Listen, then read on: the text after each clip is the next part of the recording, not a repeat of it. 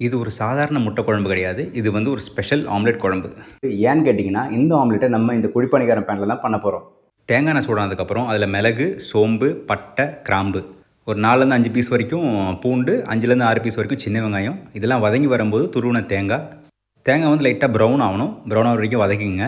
இந்த டைமில் கொத்தமல்லி, மசாலா தூளுக்காக மஞ்சத்தூள், மிளகாய்த்தூள், தனியாத்தூள் பவுடர்லாம் போட்டதுக்கப்புறம் ஒரு 30 செகண்ட்ஸ்லேருந்து ஒரு 1 நிமிஷம் வரைக்கும் லைட்டாக வதக்கிட்டு ஆறுனதுக்கப்புறம் நைஸாக அரைச்சிக்கலாம்.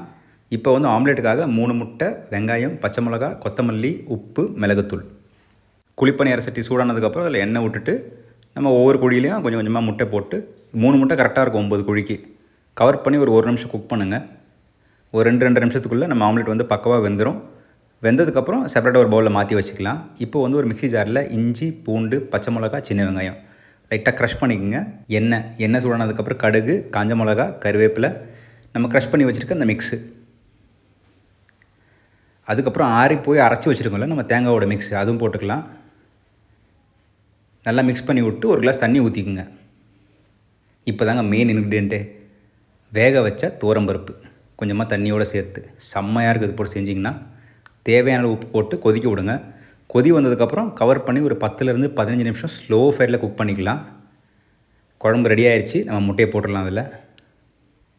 அவ்வளோதாங்க, நம்ம அருமையான ஆம்லெட் குழம்பு ரெடி ஆகிடுச்சு. ஃபைனலாக ஃபினிஷ் பண்ணுறதுக்காக கொத்தமல்லி இலை. நான் முதலே சொன்ன மாதிரி சாதாரண முட்டை குழம்பு இல்லைங்க, இது ஒரு ஸ்பெஷல் ஆம்லெட் குழம்பு.